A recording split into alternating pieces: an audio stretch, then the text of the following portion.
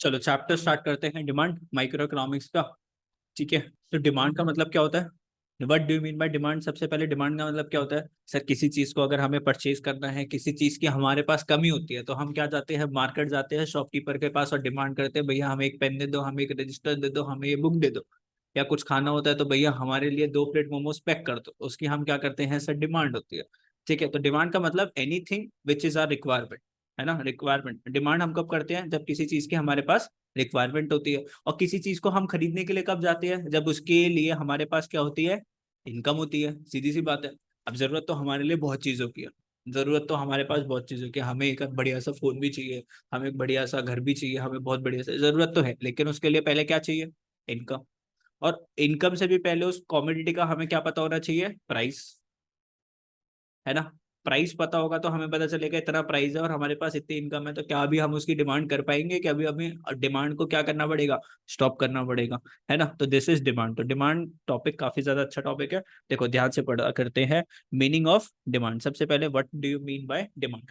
तो goods are demanded because they have the capacity to satisfy our wants. इसके साथ share कर लो ना। इसके साथ शेयर कर लो। मैं पीडीएफ इसके साथ ये वाली आपको सेंड कर दूंगा। ठीक है, तो जो जो इंपॉर्टेंट चीजें हैं वो मार्क कर लो ना। ठीक है, तो goods are demanded because they have the capacity to satisfy our wants. Goods को डिमांड करी जाती है बिकॉज उससे हमारी वांट्स क्या होगी? सेटिस्फाई होगी। ठीक है, डिमांड क्यों करते हैं? बिकॉज हमारी वांट्स है, और डिमांड जैसे ही पूरी होगी तो हमारी वांट्स क्या हो जाएगी? सेटिस्फाई हो जाएगी। But every want of a consumer can not be called a demand. लेकिन हर एक वांट को हम डिमांड नहीं बोल सकते। Demand does not mean more desire for a community. Demand का मतलब ये नहीं है कि हर टाइम हम कुछ कुछ कुछ कुछ हमारे दिमाग में ये भी चाहिए, ये भी चाहिए। वांट का मतलब क्या होता है? जिस चीज की हमारी जरूरत है। बहुत सी चीजें होती है जो अननेसेसरी है। ये मांगता है बाइक घर पे कि मुझे बुलेट चाहिए, क्या जरूरत है? नहीं चाहिए। तो वो डिमांड नहीं है। ठीक है, चलो आगे क्या लिखा हुआ है? Let us understand 3 different terms. Desire means mere wish to have a commodity. Desire का मतलब क्या होता है? कि बस हमें वो चीज चाहिए। अब वो जरूरत है हमारे लिए या इस स्टेज पे जरूरत नहीं है, उससे फर्क नहीं पड़ता। ठीक है, for example desire of a poor person for a car with just 200 in his pocket. गरीब बंदा है, उसकी जेब में कितने पैसे हैं? 200 रुपए। और किस चीज की इच्छा रखता है? मर्सिडीज गाड़ी की इच्छा करता है। So desire is just a wish to possess something. Desire क्या है? सिर्फ एक विश है कि हमारे पास ये चीज हो। Want is that desire which is backed by the ability and willingness to satisfy it. Want का मतलब क्या? आप देखो, want is that desire. Want भी हमारी इच्छा तो है, लेकिन इसके साथ क्या है? हमारी एबिलिटी है कि हम उसको क्या कर सकते हैं, एंड विलिंगनेस टू सेटिस्फाइड। उसको हम अभी क्या कर सकते हैं? पूरा कर सकते हैं। उस इच्छा को अपना पूरा कर सकते हैं। उसको क्या बोलते हैं? वांट। दोनों के बीच में समझ में आया डिफरेंस? डिजायर का मतलब, अब जैसे तुम लोगों के मन में डिजायर है ना बहुत सारी चीजों की, ये भी चाहिए वो भी चाहिए, अभी क्या है? लेकिन वांट क्या है सर? वो चीजें जो हम पूरी कर सकते हैं। ठीक है, every desire is not a want, but a desire can become a want if the person is in the position to satisfy. लेकिन आपकी डिजायर कल को, अभी पढ़ोगे लिखोगे अच्छे से पैसे कमाओगे, तो कल को वो डिजायर किस में कन्वर्ट हो जाएगी? वांट के अंदर। फिर तुम उसको क्या कर पाओगे? इजिली परचेज कर पाओगे। ठीक है, आगे। तो अभी के लिए जो ना, अभी कुछ इंपॉर्टेंट मैंने मार्क नहीं करवाया, सिर्फ अभी मैंने सिर्फ आप लोगों को समझाया, अभी इसका कुछ इंपॉर्टेंट नहीं है। अब यहाँ पर अगर हम बात करें तो यहाँ से हम इसको इंपॉर्टेंट, इसको मैंने जानबूझ के स्किप करवाया, जरूरत नहीं है आपको इसको पढ़ने की, अननेसेसरी समझा रखा है। टू सम अप, अब यहाँ पर आएगा, demand is the quantity of a commodity. Demand क्या है? क्वांटिटी है किसी भी कॉमोडिटी की, जो कंज्यूमर इज विलिंग, इच्छा रखता है, एंड एबल टू बाय, और उसको खरीद भी सकता है। इच्छा रखता है and is able to buy at each possible prices. Price हमें पता होना चाहिए। उस प्राइस पे कंज्यूमर इच्छा रखता है और उसको खरीद भी सकता है during a given period of time, एक समय पर। मतलब आज की अगर मैं टाइम की बात करूं, अभी कोई 10 रुपए की एक चीज है, हम सारे के सारे उसको खरीद भी सकते हैं। We are able to buy, चाहे उसका प्राइस अभी 10 का हो, 12 का हो, हम उसको खरीद सकते हैं। मतलब एक प्राइस पॉइंट है कि इस प्राइस पॉइंट तक हम कोई भी चीज क्या कर सकते हैं? परचेज कर सकते हो। Price is the quantity of a commodity. Quantity एक कॉमोडिटी की जो कंज्यूमर इज विलिंग, इच्छा रखता है, एबल टू बाय, खरीद भी सकता है, एट ईच पॉसिबल प्राइसेस, चाहे उसका जो भी प्राइस हो, during a given period of time.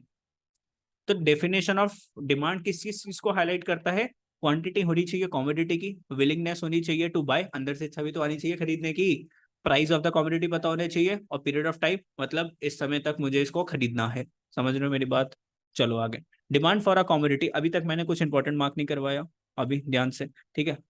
वैसे इस वाली डेफिनेशन को 1 मार्कर लिख सकते हो, डिफाइन डिमांड डेफिनेशन आ सकती है, ठीक है। वैसे तो ज्यादातर वो पूछता है डिफाइन लॉ ऑफ डिमांड, ज्यादातर वो क्या पूछता है, डिफाइन लॉ ऑफ डिमांड। लेकिन बाई चांस अगर मैम ने पूछ लिया डिफाइन डिमांड, तो इसको इंपॉर्टेंट मार्क कर सकते हो, 1 मार्कर डेफिनेशन, ये एक लाइन आपको क्या करनी है, लर्न करनी है। क्या है मार्क, मार्क क्यों नहीं कर रहा, ऐसे बैठ गया आराम से,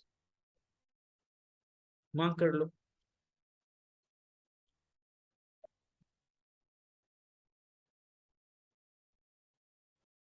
चलो, बुक को ही बदल लो, ये वाली बुक ले लो, संदीप घर, पूरे साल अभी ऐसे ही चलता रहेगा, फिर कैसे पढ़ोगे फिर। हाँ तो स्कूल, स्कूल में छोड़ो ना, स्कूल में कौन सा वैसे भी आप पढ़ रहे हो।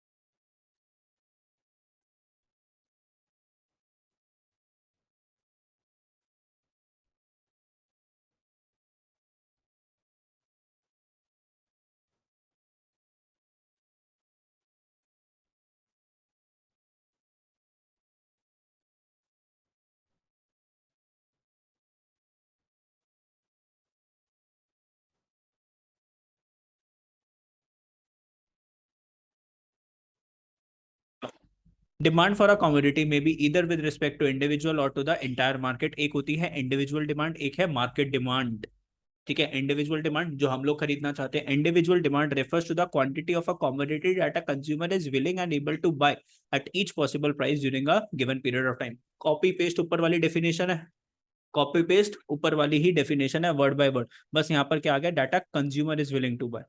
और यहाँ पर भी देखो मार्केट डिमांड भी सेम डेफिनेशन है, refers to the quantity of a commodity that all the consumer, यहाँ पे आ कंज्यूमर था, एक कंज्यूमर की बात करी, यहाँ पे all the consumers are willing and able to buy at each possible price during a given period of time. एक डेफिनेशन लर्न करी तो उससे कौन सी डेफिनेशन लर्न हो गई, इंडिविजुअल डिमांड की भी डेफिनेशन लर्न हुई, मार्केट डिमांड की भी डेफिनेशन। यहाँ पे सिर्फ आ कंज्यूमर आया, यहाँ पे ऑल द कंज्यूमर्स आया, ठीक है। साथ साथ आगे, अब ये है सबसे इंपॉर्टेंट, इसका क्वेश्चन आएगा ही आएगा 100%। Determinants of demand, determinants of demand 100% question आएगा 4 नंबर का एग्जाम के अंदर। डिटर्मिनेंट्स ऑफ डिमांड मतलब कि फैक्टर्स अफेक्टिंग डिमांड, कौन कौन से ऐसे फैक्टर्स है जो कि हमारी डिमांड को क्या करते हैं, इंपैक्ट करते हैं। तो सबसे पहले डिमांड को कौन इंपैक्ट करता है, प्राइजेस ऑफ द कमोडिटी। एक कमोडिटी का प्राइस डिमांड को इंपैक्ट करता है, प्राइस अगर बढ़ गया, प्राइस अगर इंक्रीज होता है तो बोलो डिमांड क्या हो जाती है, कम हो जाती है। प्राइस अगर कम हो जाता है तो डिमांड क्या हो जाती है, बोलो इंक्रीज हो जाती है, ठीक है। Price of the given commodity. चलो पहले इसको ही पढ़ लेते हैं कि क्या लिखा हुआ है इसके अंदर। It is the most important factor, तो price of the given commodity पहला फैक्टर हो गया। It is the most important factor affecting demand for the given commodity. Generally there exist, कैसा रिलेशनशिप, अंडरलाइन कर लो, अंडरलाइन कर लो, there exist an inverse relationship between price and the quantity demanded. सिर्फ demand मत लिखना, वर्ड क्या आएगा, क्वांटिटी डिमांडेड। माइक्रो इकोनॉमिक्स के अंदर मार्क्स कट जाते हैं, आप लोग पता है क्या लिखोगे, there exist inverse relationship between price and demand. तुम यही लिखोगे ना, there exist inverse relationship between price and demand, लेकिन सिर्फ डिमांड नहीं लिखना, क्या लिखना है, क्वांटिटी डिमांडेड। प्राइस के साथ हमेशा वर्ड क्या आता है, क्वांटिटी डिमांडेड। प्राइस की वजह से इंपैक्ट आता है क्वांटिटी डिमांडेड के अंदर। अभी बहुत बड़ा एक चेंज आएगा, मैं बताऊंगा क्या, तो इसलिए फोकस करो इस वर्ड पे, मैं बार बार फोकस करूंगा क्वांटिटी डिमांडेड के ऊपर। There exist an inverse relationship between price and demand, नहीं क्वांटिटी डिमांडेड।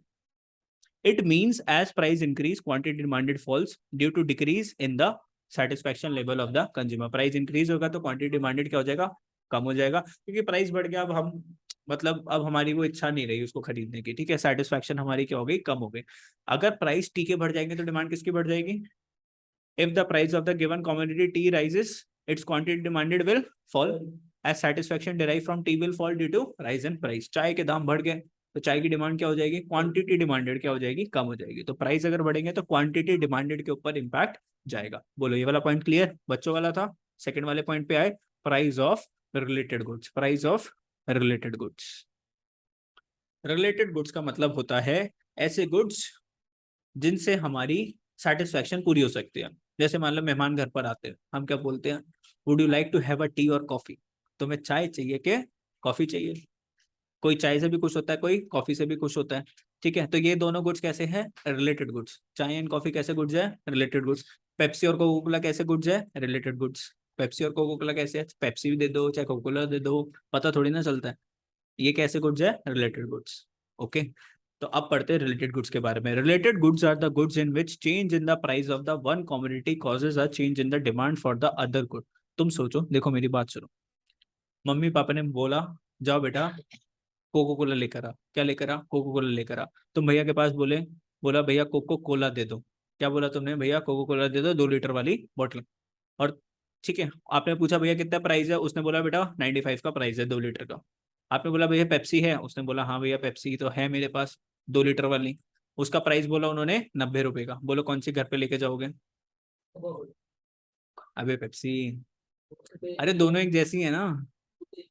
किसका टेस्ट, नहीं अभी टेस्ट की बात नहीं कर रहे, अभी हम सिर्फ किसकी बात कर रहे हैं ना, किसकी बात कर रहे हैं, प्राइस की बात कर रहे हैं, प्राइस और क्वांटिटी डिमांडेड। अगर कोको कोला 95 के ना, ध्यान से सुनना मेरी बात, और पेप्सी अगर 90 रुपए की है, तो याद रखना इंडियन मार्केट ऐसी मार्केट है, वो हमेशा पेप्सी पिएगी, चाहे इसका टेस्ट अच्छा है या नहीं है, पेप्सी पिएगी।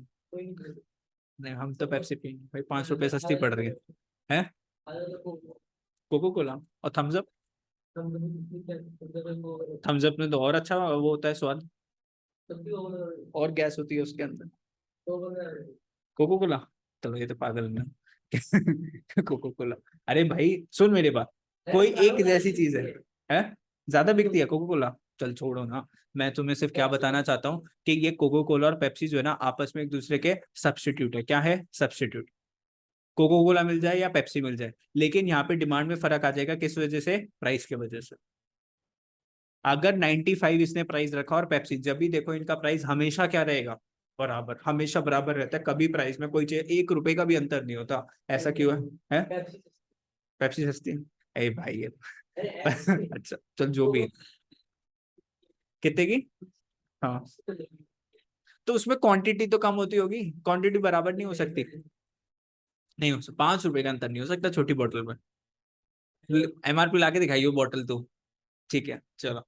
तो कभी भी कोको कोला और पेप्सी के अंदर प्राइस का ज्यादा डिफरेंट नहीं दिखता, क्योंकि ये क्या है, प्योर सब्स्टिट्यूट है, प्योर सब्स्टिट्यूट। 35 की अगर बॉटल है 600 ml वाली, अब 40 होगी, अब 40 की होगी 600, तो वो भी 40 की देते हैं, वो भी 40 की देते हैं, ठीक है, बहुत पीता है ठीक है। तो कभी भी इसमें प्राइसेस में ज्यादा फर्क नहीं आएगा, बिकॉज अगर किसी ने भी थोड़ा सा फर्क पड़ा ना, पता है कि कोको कोला की डिमांड पता है किसके पास चली जाएगी, पेप्सी के पास चली जाएगी। बिकॉज ये कैसे गुड्स है, रिलेटेड गुड्स है, एक जैसे गुड्स है, मतलब जो वांट है कोल्ड ड्रिंक पीने की, वो कोको कोला से भी पूरी हो जाएगी, पेप्सी के साथ भी पूरी हो जाएगी, लेकिन लोग बाग क्या लेकर आएंगे। अब देखो ध्यान से देखना, अगर कोको कोला का प्राइस बढ़ा तो डिमांड किसकी बढ़ रही है, समझे। मेरे को ये रिलेशनशिप समझाना था, अगर प्राइस कोको कोला का बढ़ा तो पेप्सी का डिमांड बढ़ेगा, और अगर कोको कोला का प्राइस कम हो गया तो इसका डिमांड क्या हो जाएगा, कम हो जाएगा। ठीक है, तो कैसा रिलेशनशिप हुआ, कैसा रिलेशनशिप हुआ बोलो, कैसा रिलेशनशिप हुआ, डायरेक्ट। कैसा रिलेशनशिप, मतलब एक कॉमोडिटी की प्राइस बढ़ती है तो दूसरे कॉमोडिटी की डिमांड बढ़ जाती है। एक कॉमोडिटी मतलब दो कॉमोडिटीज है यहाँ पे, एक कॉमोडिटी की प्राइस बढ़ेगी तो दूसरे की डिमांड बढ़ जाएगी, ठीक है। नींद तो नहीं आ रही, चलो आगे। Related goods are the goods, देखो अब ध्यान से पढ़ना, related goods are the goods in which the change in the price of one good causes ah, मतलब एक गुड है एक्स, उसके प्राइस में चेंज आया, causes a change in the demand for other goods Y. तो एक के price में चेंज आ रहा है, एक के किस में चेंज आ रहा है, प्राइस में चेंज आ रहा है, दूसरे के डिमांड में चेंज आ रहा है, जो कि है good Y. Demand for the given commodity is also affected by the change in price of the related goods. Related goods are of two types. अब जो related goods है ना, वो दो तरीके के goods होते हैं, एक होते हैं substitute goods और एक होते हैं complementary goods। दो तरीके के goods ध्यान से देखना, एक होता है substitute goods, एक होता है complementary goods। substitute goods मतलब टी और कॉफी, पेप्सी और कोको कोला, जो आपस में एक दूसरे के साथ क्या है, सब्सटीट्यूट, एक जैसे। टी और कॉफी, टी और कॉफी, कोको कोला या फिर पेप्सी, ये क्या है, सब्सटीट्यूट गुड्स। ठीक है, दोनों एक जैसे गुड्स है, दोनों से हमारी एक ही लेवल की सेटिस्फेक्शन होगी। तो substitute goods are those goods which can be used in place of one another. ये नहीं तो दूसरी चलेगी, कोको कोला नहीं तो भैया आप पेप्सी दे दो, कोई बात नहीं, for a satisfaction of a particular want, जैसे कि टी और कॉफी, चाय नहीं आपके घर में, कोई बात नहीं आप कॉफी पिला दो, ठीक है। एंड इंक्रीज इन द, अब ध्यान से देखना, and increase in the price of substitute leads to increase in the demand for the given commodity. अभी मैंने पढ़ाया, अगर प्राइस कोको कोला का बढ़ता है तो डिमांड किसकी बढ़ जाएगी, पेप्सी की बढ़ जाएगी। तो देखो क्या लिखा हुआ, N increase in the price of substitute goods leads to an increase in the demand for the given commodity and vice versa. तो कैसा relationship हुआ? Direct relationship. So demand for a given commodity is directly affected by the change in the price of the substitute goods. तो direct relationship होता है. कैसा relationship? Direct relationship. देखो example, देखो example के ऊपर focus करो, देखो ध्यान से हर चीज पढ़ेंगे हम लोग. Example, if the price of substitute goods say coffee increase, किसका दाम बढ़ गया? कॉफी का. Then demand for the commodity tea will rise as tea will become relatively cheaper in comparison to coffee. क्योंकि चाय सस्ती है कॉफी से, तो लोग वह क्या पीने लग जाएंगे? चाय. तो क्या आपको रिलेटेड गुड्स समझ में आया? रिलेटेड गुड्स क्या होते हैं? ऐसे गुड्स जो अगर एक गुड नहीं है तो दूसरे गुड से हम काम चला लेंगे. सब्स्टिट्यूट गुड्स कैसे है? एक जैसे, एक जैसे दिखने वाले गुड्स, एक जैसा टेस्ट करने वाले गुड्स. और कॉम्प्लीमेंट्री गुड्स क्या है? कॉम्प्लीमेंट्री गुड्स, अब देखो कॉम्प्लीमेंट्री गुड्स क्या होते हैं? Complementary goods are those goods which are use together to satisfy a particular want like tea and sugar. अब ध्यान से देखना हो, ध्यान से देखना. चाय में क्या डलती है? टी में क्या डलती है? शुगर. चाय में क्या डलती है? शुगर. शुगर के प्राइस अगर बढ़ गए तो शुगर किस में जाती है? टी के अंदर. चीनी के प्राइस बढ़ेंगे तो चाय वाले भैया चाय के दाम बढ़ाएंगे नहीं बढ़ाएंगे? तो टी के प्राइसेस क्या हो जाएंगे? बोलो, इंक्रीज हो जाएंगे. तो अगर चीनी के प्राइस बढ़े और चाय के प्राइस भी बढ़ जाएंगे तो चाय का प्राइस बढ़ा तो चाय की डिमांड क्या हो जाएगी? कम हो जाएगी. चीनी के वजह से चाय के प्राइस बढ़े क्योंकि चाय में डलती थी चीनी.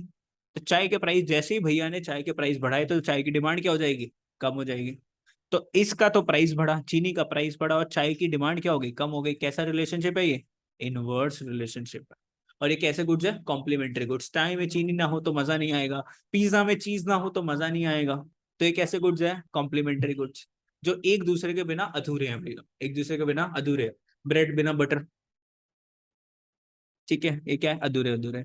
मैगी विदाउट मैगी मसाला, ये क्या है? अधूरे अधूरे. चलो, मोमोज विदाउट चटनी, क्या दूर है वो? फिर क्या टेस्ट क्या आएगा? फिर मैदा मैदा खाते रहेंगे कच्ची सी, मजा थोड़ी ना आएगा. तो कॉम्प्लीमेंट्री गुड्स कैसे गुड्स है? देखो, complementary goods are those goods which are use together. दोनों आपस में यूज होंगे to satisfy a particular want. घर में पकोड़े बने तो अगर केचप नहीं है तो मजा नहीं आएगा. Like tea and sugar. And increase in the price of complementary goods, तो प्राइस किसका बढ़ा है? चीनी का. Leads to decrease in the demand for a given commodity, तो डिमांड किसकी कम हो गई? चाय की. And vice versa. ठीक है. भूख लगा दी क्या किसी को? किसी को भूख लग गई क्या? नींद आ रही है इसको, जो के मार रहा है. खड़ा होके पढ़ ले. For example, if the price of the complementary good sugar increases, then the demand for a tea will fall as it will be relatively costlier to use both the goods together. तो costly पड़ जाएगी ना. चाय वाले भैया को चाय बनानी क्या हो जाएगी? क्या हो जाएगी? महंगी हो जाएगी, है ना, महंगी हो जाएगी. So demand for a given commodity is inversely affected to the change in the price. तो यहाँ पे कैसा रिलेशनशिप है? बोलो, इनवर्स रिलेशन. ठीक है. तो सब्स्टिट्यूट गुड्स के एग्जांपल ले लो. नहीं, examples of substitute goods and complementary goods. Substitute good कौन से है? Tea and coffee, CD DVD, Coke Pepsi, ink pen और बॉल पेन. भैया पेन दे दो भैया, कोई सा भी चलेगा, पेन या फिर पेंसिल. और राइस एंड व्हीट, ये सारे कैसे गुड्स है? Substitute. Complementary, tea sugar, bread butter, pen and ink. Pen बिना इंक चलेगा क्या? Pen and refill, car and petrol. ठीक है भैया, डीजल. अरे तो यहाँ पे डीजल भी लिख देता हूँ, सीएनजी भी लिख देता हूँ. ठीक है. अगर ये सब नहीं तो कार भी नहीं. ब्रिक एंड सीमेंट, बिना बिना सीमेंट के घर बना लोगे? ब्रिक ब्रिक से वो तो गिर जाएगा फटाफट से. तो सीमेंट से चिपकाने के लिए भी तो चाहिए ना ब्रिक को आपस में. तो ये सारे कैसे गुड्स है? Complementary goods. और ये कैसे है? Substitute goods. मतलब कॉम्प्लीमेंट्री गुड्स एक दूसरे के बिना क्या है? अधूरे. चलो, चलो सेकेंड केस पर आते हैं. Income of a consumer. Income of a consumer. ठीक है, इनकम ऑफ अ कंज्यूमर. ठीक है, देखो ध्यान से. Demand for a commodity is also affected by the income of a consumer. Income के हिसाब से तो डिमांड इफेक्ट करती है नहीं करती. However the effect of change in income on demand depends on the nature of the commodity under consideration. देखो, दो तरीके के गुड्स होते हैं. एक होते हैं नॉर्मल गुड्स और एक होते हैं इन्फीरियर गुड्स. दो तरीके के गुड्स होते हैं. एक होते हैं नॉर्मल गुड्स, एक होते हैं इन्फीरियर गुड्स. नॉर्मल गुड्स बोले तो अच्छे अच्छे अच्छे गुड्स. इन्फीरियर गुड्स मतलब जिनकी क्वालिटी अच्छी नहीं होती. अगर आप लोगों की डिमांड, अगर आप लोगों की इनकम बढ़ेगी तो आप कौन से गुड्स खरीदोगे? नॉर्मल गुड्स के इन्फीरियर गुड्स? Normal goods. तो अगर किसी की इनकम इंक्रीज होगी तो जो नॉर्मल गुड्स की डिमांड है इंक्रीज होगी और इन्फीरियर गुड्स की डिमांड क्या हो जाएगी? कम हो जाएगी. और अगर आपकी इनकम कम हो जाएगी तो जो नॉर्मल गुड्स है उनकी डिमांड भी कम हो जाएगी और इंफीरियर गुड्स की जो डिमांड है वो क्या हो जाएगी, बढ़ जाएगी। तो सबके बीच में डिफरेंस समझ लो, इनकम अगर बढ़ी तो नॉर्मल गुड्स की डिमांड बढ़ेगी और इंफीरियर गुड्स की डिमांड कम हो जाएगी। इनकम अगर कम हो गई तो नॉर्मल गुड्स की डिमांड कम हो जाएगी और इंफीरियर गुड्स की डिमांड बढ़ जाएगी। ठीक है, पक्का समझे? चलो, तो देखो क्या लिखा हुआ है, if a given commodities are normal goods then an increase in income leads to rise in the demand. तो अगर इनकम बढ़ेगी तो इसकी डिमांड क्या होगी, बढ़ेगी। While a decrease in the income reduces the demand. अगर इनकम कम हुई तो नॉर्मल गुड्स की डिमांड कम हो जाएगी, इनकम बढ़ी तो नॉर्मल गुड्स की डिमांड भी बढ़ जाएगी। If the given commodity is an inferior good then an increase in the income reduces the demand. Income बढ़ेगी तो इसकी डिमांड क्या हो जाएगी, कम हो जाएगी। While increase in income leads to rise in demand. ठीक है, बोलो बच्चों, अरे इजी तो है, इजी इजी।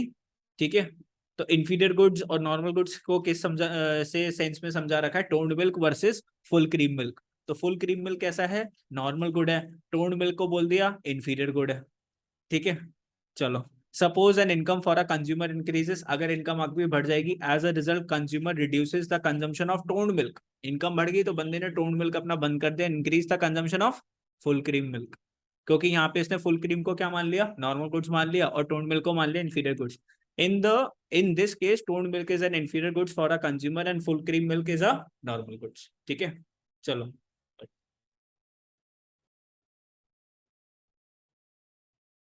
अब बात करते हैं किसकी, टेस्टेस एंड प्रेफरेंसेस की। किसकी बात कर रहे हैं, टेस्टेस एंड प्रेफरेंसेस। अब देखो टेस्टेस एंड प्रेफरेंसेस में क्या है, देखो ध्यान से। Tastes and preferences of the consumer directly influences the demand for the commodity. Directly impact करेगा किसके, डिमांड एंड कमोडिटी को। अगर मुझे एक आइसक्रीम पसंद है बहुत ज्यादा, फिर चाहे वो 25 की हो, चाहे 30 की हो, चाहे 35 की हो, क्या मैं दूसरी खाऊंगा कि वही खाऊंगा, वही खाऊंगा। जिसका हमारा टेस्ट लग गया तो हम वही खाते हैं इरिस्पेक्टिव ऑफ द प्राइस। ठीक है, तो tastes and preferences of the consumer directly influence the demand for the commodity. They include changes in the fashion में चेंज आ गया, कस्टम्स में, लोगों की हैबिट्स में चेंज आ गया। If a commodity is in fashion और is preferred by the consumer then demand for such a commodity rises. अगर कोई चीज अभी फैशन में चल रही है, ट्रेंडी है, तो उसका डिमांड क्या हो जाता है, बढ़ जाता है। On the other hand demand for a commodity falls when the consumer have no taste for that commodity. अगर आपका उस कमोडिटी के लेके कोई टेस्ट नहीं है, अच्छा नहीं लगता, तो उसका डिमांड होगा क्या, डिमांड क्या हो जाएगा, कम हो जाएगा, बस। अब देखो, अभी अगर रात को न्यूज आई, अभी रात को अगर न्यूज आई, अभी मान लो अभी तुमने घर पे गए, तुमने न्यूज देखी कि रात को 12 बजे के बाद, रात को 12 बजे के बाद अभी करंट पेट्रोल का प्राइस कितना चल रहा है, 95 रुपीज पर लीटर। और अब भी न्यूज आई कि रात को 12 बजे के बाद ये प्राइस हो जाएगा ₹120 पर लीटर। तो सारे लोग क्या करेंगे बोलो जल्दी से, स्कूटी और बाइक वगैरह लेकर, स्कूटी बाइक गाड़ियां लेकर क्या करेंगे, पेट्रोल की पेट्रोल भरवाने के लिए चले जाएंगे। तो अगर एक्सपेक्टेड फ्यूचर में हमें लग रहा है कि किसी कमोडिटी का प्राइस बढ़ने वाला है, तो आज उसकी डिमांड क्या हो जाएगी, बढ़ जाएगी। अगर मुझे फ्यूचर में पता चल रहा है कि उस कमोडिटी का प्राइस बढ़ने वाला है, तो आज उस कमोडिटी की डिमांड क्या हो जाएगी, बढ़ जाएगी, सीधी सी बात। तो वही चीज लिखी हुई है, देखो, expectation of change in price in the future, expectation of change in the price in the future. Future में लग रहा है प्राइस बढ़ने वाला है, तो क्या होगा, if the price of a certain commodity is expected to increase in near future then people will buy more of that commodity than what they normally buy. आज हम पेट्रोल नहीं भरवाने वाले थे, लेकिन जानबूझ के हमने क्या करा, पूरा ऊपर तक क्या करा, पेट्रोल भरवाया, घर से कैन लेकर गए, वो भी भरवा दी। ठीक है, सब भरवा दिया, पेट्रोल ही petrol. There exist a direct relationship between expectation of, तो यहाँ पे कैसा रिलेशनशिप, डायरेक्ट रिलेशनशिप, प्राइस बढ़ने वाले तो डिमांड आज ही क्या होगी, बढ़ गई, तो direct relationship. For example if the price of the petrol is expected to rise in future its present demand will increase. ठीक है, बोलो, 5 हमारे पॉइंट्स खत्म हुए और इसमें से 4 नंबर का क्वेश्चन आने ही वाला है। 4 मार्क्स का कोई ना कोई क्वेश्चन आएगा। ज्यादातर जो चांसेस होते हैं वो होते हैं प्राइस ऑफ रिलेटेड गुड्स के और इनकम के, क्योंकि उसके अंदर नॉर्मल गुड्स भी आ जाते हैं, इंफीरियर गुड्स आते हैं, और उसमें सब्सिट्यूट गुड्स और कॉम्प्लीमेंट्री गुड्स ज्यादा टीचर उसको पूछ देती है।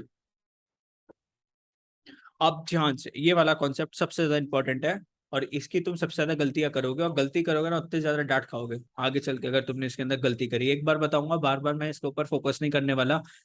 Change in quantity demanded versus change in demand. अब sir, change in quantity demanded versus change in demand, दोनों में किस चीज का डिफरेंस है, चेंज इन क्वांटिटी डिमांडेड और चेंज इन डिमांड है।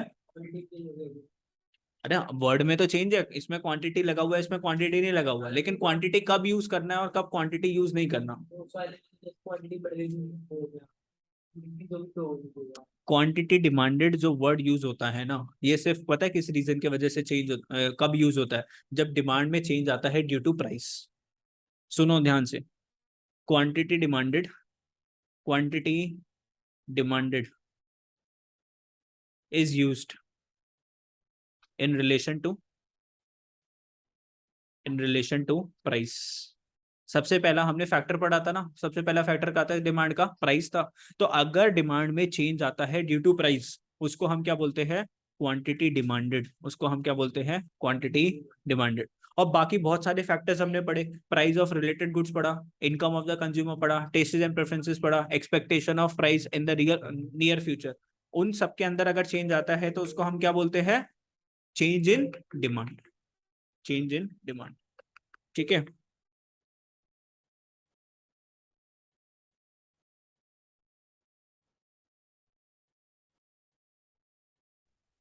चेंज इन क्वांटिटी डिमांडेड देखो, quantity demanded refers to the specific quantity to be purchased against specific price of a commodity whenever demand for the given commodity changes due to change in its own price। Demand में change आ है due to change in the price, then the change in demand is known as change in quantity demanded. मतलब अगर demand में change आता है बहुत सारे रीजंस की वजह से, प्राइस की वजह से आता है, रिलेटेड गुड्स में आता है, इनकम से आता है, तो अगर चेंज आ रहा है सिर्फ प्राइस की वजह से तो उसको क्या बोलेंगे, चेंज इन क्वांटिटी डिमांडेड। और अगर चेंज आया डिमांड के अंदर ड्यू टू सारे factors other than price, price की वजह से चेंज नहीं आया, बाकी जो हमने चार फैक्टर्स पढ़े उसके वजह से चेंज आया, तो उसको क्या बोलेंगे, चेंज इन डिमांड। तो when the demand for the given commodity changes due two factors other than price, पांच फैक्टर्स पढ़े है ना, तो प्राइस को तो हटा दो, चेंज किसके वजह से आ रहा है, बाकी के चार फैक्टर्स की वजह से चेंज आ रहा है, then such change in demand is known then such change in demand is known as change in demand. ठीक है। If demand for the Pepsi changes due to the change in the price of the Coke, तो ये related goods है, तो related goods की वजह से change आया तो इसको क्या बोलेंगे, चेंज इन डिमांड। इसमें यहाँ पे क्वांटिटी डिमांडेड वर्ड हम यूज नहीं करते। ठीक है। ओके। देखो अब ऊपर वाले फैक्टर्स के ऊपर जाते हैं, फैक्टर्स के ऊपर फोकस करते हैं कि determinants of the market demand, market demand के अंदर किस चीज में चेंज आता है, size and the market demand. किसकी बात कर रहे हैं, इंडिविजुअल डिमांड की बात नहीं कर रहे, मार्केट की डिमांड की बात कर रहे हैं, पूरी ऑल ओवर मार्केट के अंदर जो कस्टमर्स हैं उनकी डिमांड की बात कर रहे हैं। तो वो किसके ऊपर डिपेंड करेगा, there are certain special features of market demand which are not absorbed in case of individual demand. Individual demand क्या होता है, जब अकेला बंदा कुछ शॉपिंग करता है, डिमांड करता है। और मार्केट डिमांड क्या होती है, ऑल ओवर जितने भी कस्टमर्स है मार्केट के अंदर, market demand is influenced by all the factors affecting individual demand for a commodity. तो मार्केट डिमांड में भी किस वजह से चेंज आता है, इंडिविजुअल डिमांड की वजह से चेंज आता है ना। और इंडिविजुअल डिमांड में कैसे चेंज आता है, सारे हमने फैक्टर्स पढ़े। In addition to it, it is also affected by the following factors, size and composition of the population, size composition of population। Size अगर बहुत ज्यादा होगा, बहुत सारे अगर पॉपुलेशन होगी तो डिमांड क्या होगी, ज्यादा। Market demand for the commodity is affected by the size of the population in the country, increase in population raises the market demand while the decrease in population reduces the market demand। composition of population, अब population में composition मतलब कितने mails है, कितनी females है, कितने बच्चे हैं, कितने ओल्ड पीपल है, इसको क्या बोलते हैं, composition। कितने मेल्स, कितनी फीमेल्स, कितने बच्चे, किसकी ओल्ड पॉपुलेशन। अब तुम सोचो मार्केट के अंदर अगर छोटे बच्चे ज्यादा है, चिल्ड्रन ज्यादा है, तो डिमांड किसकी ज्यादा होगी, खिलौनों की, टॉयज की। ओल्ड लोगों की वो है मार्केट में, और क्या ढूंढेंगे, दवाइयाँ, दवाइयाँ कौन सी दुकान पे मिल रही है। मेल्स की पॉपुलेशन ज्यादा है, वो क्या ढूंढेंगे, कुछ नहीं ढूंढेंगे। अच्छा, तो मतलब डिपेंड करता है क्या उनको क्या पसंद है। ठीक है, ऐसी फीमेल्स की तो भाई बहुत सारी चीजें हैं, है ना, आप लोगों के लिए कपड़े वपड़े ये वो, उसके लिए ज्यादा डिमांड रहेगी। तो कॉम्पोजिशन ऑफ पॉपुलेशन। ठीक है, अब जैसे अगर हम कमला नगर मार्केट में जाए, कमला नगर मार्केट, वहां पे अधिकतर दुकान किस चीज की है, कपड़ों की। और वहां पे सबसे ज्यादा क्राउड किसका है, फीमेल्स का। ठीक है, को सबसे ज्यादा दुकान किसकी है, कपड़ों की। अगर मैं कोई इलेक्ट्रिकल आइटम्स की बात करूँ तो दो तीन क्रोमा स्टोर्स है जहां से आप इलेक्ट्रिकल आइटम परचेज कर सकते हो, बाकी सारा क्या है, कपड़ों की मार्केट है। ठीक है, क्योंकि वहां पे सबसे ज्यादा इसलिए कपड़ों की दुकान है तो सबसे ज्यादा कौन अट्रैक्ट होती है, फीमेल्स।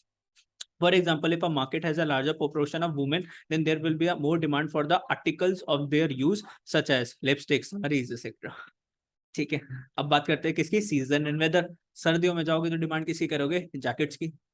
गर्मियों में जाओगे तो भैया टी शर्ट्स वगैरह की डिमांड हो जाएगी। तो सीजन एंड वेदर के ऊपर भी डिपेंड करता है। The seasonal and weather conditions also affect the market demand for a commodity. For example during winters demand for woollen clothes and jacket increases, whereas demand for raincoat and umbrellas increases during rainy season. Easy.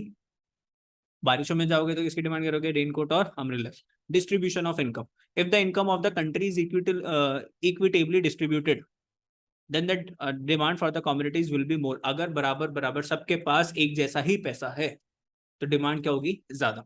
Demand क्या होगी? ज्यादा। If the income of the country is equitably distributed, सबके पास क्या है? लगभग लगभग बराबर पैसा है, तो मार्केट में क्या होगी? डिमांड ज्यादा होगी। However if the income distribution is uneven, किसी के पास बहुत ज्यादा पैसा, किसी के पास कम पैसा, then people are either very rich और वेरी पुअर, या तो बहुत अमीर गरीब, then the demand will remain at a low level. Demand कैसे रहेगी? कम रहेगी, क्योंकि सिर्फ डिमांड कौन करेंगे? Rich people. ओके, बोलो, ये तीन चीजें डन हो गई, इजी था। तो मार्केट डिमांड में और कौन सी चीजें आती है? वो पांच चीजें तो है ही है।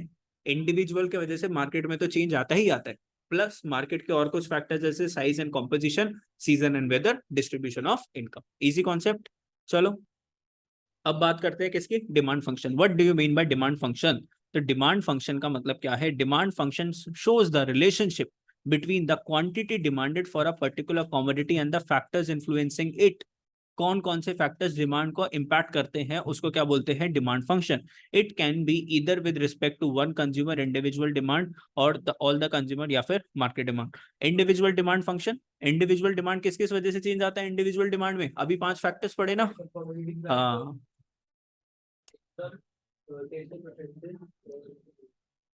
expectation of changes in future price. Individual demand function refers to function relationship between individual demand and the factors affecting individual demand. तो यहाँ पे डिमांड को किससे रिप्रेजेंट करा? x। कॉमोडिटी कौन सी है? x। Demand for the commodity x, तो dx क्या बता रहा है? Demand for commodity x। उसके अंदर किस वजह से चेंज आएगा? तो सबसे पहले इन्होंने बोला px, तो यहाँ पे px क्या बोल रहा है? Price of the commodity x। फिर एक होगा pr, price of related goods की वजह से चेंज आएगा। फिर इन्होंने बोला वाई, वाई का मतलब क्या होता है? Income of the consumer. Y को किससे दिखाते हैं? इनकम से दिखाते हैं। टी से बात करें तो टेस्टेस एंड प्रेफरेंसेस, एफ की बात करें तो expectation of change in the prices in the future. तो इसको क्या बोलते हैं? बोलो, इंडिविजुअल डिमांड फंक्शन। इसका ये क्या हो जाता है? एस फंक्शन के हिसाब से लिख दिया, ठीक है। मैथ्स में इसको फंक्शन बोलते हैं। ये सारी चीजें एक्सप्लेन कर दी आपको डिटेल में, यस। आगे चलते हैं। ऐसी मार्केट डिमांड फंक्शन होगा तो इसमें ये चीजें तो कॉमन ही है ना। Price of the commodity, income of the consumer, price of related, taste and preferences और एक्सपेक्टेशन। अब तीन एक्स्ट्रा कौन से आ गए? Size and composition, season and weather और डिस्ट्रीब्यूशन ऑफ इनकम। बस, बाकी सब कुछ सेम। अब बात करते हैं डिमांड शेड्यूल। किसकी बात कर रहे हैं? Demand schedule. अब देखो, अपने डिमांड कर्व पता है कैसे बनता है? देखो, अपने डिमांड कर्व वैसे बनता है। तो इसको क्या बोलते हैं? Demand curve. डिमांड कर्व कैसे बनता है? ऐसे बनता है। यहाँ पर क्या आती है? प्राइस। और यहाँ पर क्या आती है? क्वांटिटी। तो यहाँ पर क्या है? प्राइस 5 रुपीज, क्वांटिटी क्या होगी? ज्यादा। यहाँ पे क्वांटिटी है। प्राइस बढ़ा 10 रुपए, क्वांटिटी क्या होगी? बोलो, कम हो गई। प्राइस हुआ 15 रुपए, क्वांटिटी और क्या हो गई? कम हो गई। इसलिए डिमांड कर्व ऐसे बना। समझे मेरी बात? नहीं समझे? क्वांटिटी धीरे धीरे धीरे धीरे क्या होती जा रही है? कम होती जा रही है, और प्राइस धीरे धीरे क्या होता जा रहा है? बढ़ता जा रहा है। तो डिमांड कर्व अगर बनाने को आते हैं तो कैसा बनाते हो? ऐसा बनाते हो। तो इसको बोलते हैं डिमांड कर्व। जब ग्राफिकली डिमांड और प्राइस को रिप्रेजेंट कर दिया इसमें फिगर की फॉर्म में, इसको क्या बोल देंगे? Demand curve. और जब इसी कर्व को मैं टेबल में डाल दूं तो क्या बन जाएगा? शेड्यूल, है ना। तो what is demand schedule? Demand schedule is a tabular statement. Demand schedule क्या है? Tabular statement showing the various quantities of a commodity being demanded at various levels of price. कितनी क्वांटिटी डिमांड कर रहे हो आप डिफरेंट डिफरेंट प्राइस लेवल के ऊपर during a given period of time, उसको क्या बोल दोगे? Demand schedule. टैबुलर स्टेटमेंट सिर्फ क्या है? Tabular statement. किसकी? क्वांटिटीज की, जो कि डिमांड करा गएगा at different levels of price given a period of time. चलो, अब यहाँ पे इंडिविजुअल डिमांड शेड्यूल होता है, मार्केट डिमांड शेड्यूल होता है। इंडिविजुअल डिमांड क्या बताएगा? एक बंदे की डिमांड बताएगा। तो सेम कॉपी पेस्ट, देखो अगर आपने इसको लर्न कर लिया तो ये ऑटोमेटिकली लर्न हो जाएगा। Individual demand schedule refers to tabular statement showing various quantities of a commodity that a consumer is willing to buy. उठाओ उठाओ, a consumer is willing to buy, एक कंज्यूमर जब। तो इंडिविजुअल डिमांड शेड्यूल।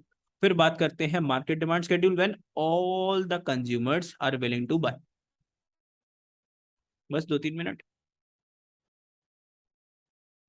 ठीक है, यहाँ पर क्या आ गए, ऑल द कंज्यूमर्स, और वहां पे क्या था, एक कंज्यूमर। बाकी एज इट इज डेफिनेशन आपकी क्या है, सेम हो जाएगी। तो डिमांड कर्व को देखो देखो देखो देखो, टेबल में दिखा रहे हैं। प्राइस कितना था, 5 रुपए। दो कॉमोडिटी है, एक है, दो, एक है हाउस होल्ड ए, एक है हाउस होल्ड बी। दो, एक है मतलब एक क्वांट वो है कॉमोडिटी ए और एक कॉमोडिटी है बी। 5 रुपए का प्राइस है, 1 रुपए की डिमांड करी, और इसने कितनी डिमांड करी, 2 रुपए की। प्राइस क्या हो गया, कम हो गया। प्राइस कम हो गया तो डिमांड क्या हो गई, बढ़ गई। प्राइस और कम हो गया, डिमांड और क्या हो गई, बढ़ गई। प्राइस और कम हो गया, डिमांड और बढ़ गई। प्राइस कम हो गया, डिमांड और क्या हो गई, बढ़ गई। दो अलग अलग इंडिविजुअल है ये, एक ये इंडिविजुअल ए है और ये कौन है, एक इंडिविजुअल बी है। ये इनकी इंडिविजुअल डिमांड होगी। अब मुझे मार्केट डिमांड निकालनी है, तो मैं क्या करूंगा, सोचो मार्केट में अगर दो ही लोग हैं और मेरे को क्या निकालनी है, मार्केट डिमांड, इन दोनों की डिमांड को प्लस कर दूंगा। 1 + 2 3, 2 + 3 5, 3 + 4 7, 4 + 5 9, 5 + 6 11। तो पहले मैंने क्या बताया, प्राइस लिखा, एक इंडिविजुअल की डिमांड लिख दी। आपको सिर्फ हमेशा क्या करना है, प्राइस कम होता जाएगा तो डिमांड बढ़ती जाएगी, इस चीज के ऊपर फोकस करना है। ऐसे ही ये एक इंडिविजुअल था, मार्केट डिमांड क्या हो जाएगी, इन दोनों को प्लस कर देंगे। तो market demand schedule is obtained by horizontally summing the individual demand. सारी इंडिविजुअल डिमांड्स को प्लस करते जाओगे तो क्या आ जाएगी आपके पास, मार्केट डिमांड हो जाएगी। तो हॉरिजॉन्टली तो इसको प्लस कर रहे हैं, 1 + 2 3, 2 + 3 5, 3 + 4 7। ठीक है,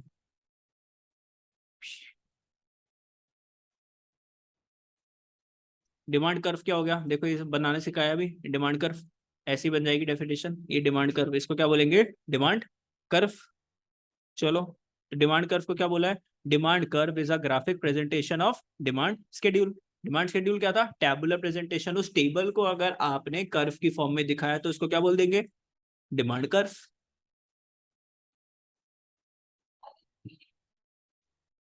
ठीक है, चलो आज के लिए इसको यहाँ पर स्टॉप कर देते हैं। नेक्स्ट क्लास में हम इसको आगे क्या करेंगे, कंटिन्यू करेंगे।